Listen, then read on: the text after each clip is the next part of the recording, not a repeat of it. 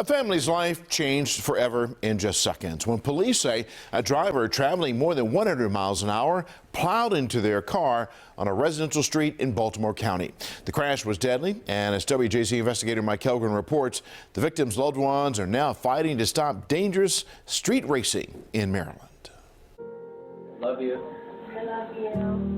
This video, taken from a home security camera Memorial Day weekend, shows the last time Lexi Friedlander saw her brother Zach and her beloved black lab Shadow alive.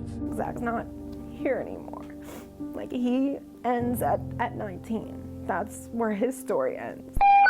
For an unconscious subject inside of a vehicle. And vehicle possibly on fire. On May 24th, Zach was killed in a terrible crash as he turned onto Dolefield Boulevard from Mill Center Drive in Owings Mills.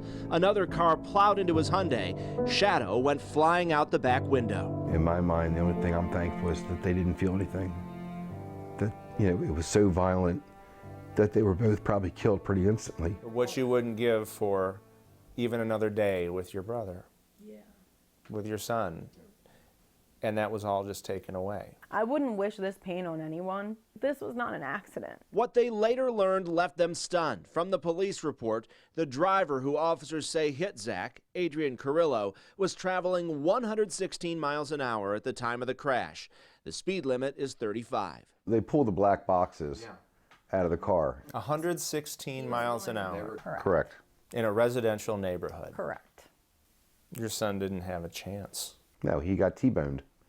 T-boned in the driver's side door at 116. Multiple eyewitnesses told police Carrillo was racing. The Friedlanders say those who live in the area have repeatedly complained about drag races there. I was told by a friend who lives in those condos that the racing continued even after my brother was killed, like the next week. That is not a track. It's a residential street where families live. Street racing has been a deadly problem across the country. And in Baltimore County alone, 3 people have died this year. A 2-day sting last year netted almost 100 citations. It hasn't stopped, and it's not gonna stop as long as they have a straightaway to do as they please and no repercussions. According to the police report, Carrillo, who was 18 at the time, said a friend was following him in another car. He denied the two were racing.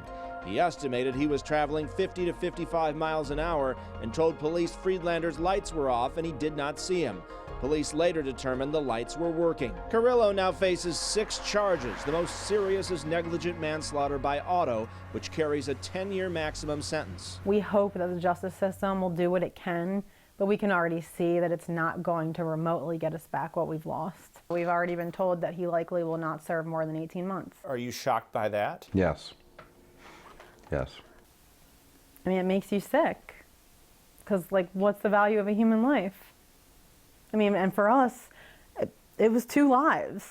Like, Shadow was a person to us. It's the way our laws are written. The way things are now, Shadow doesn't even count. But he was another son. This is the memorial at the scene of the crash. Carrillo is free right now on $15,000 bond. We tried to reach out to him and his attorney, but got no response. In Owings Mills, Mike Helgren, WJZ.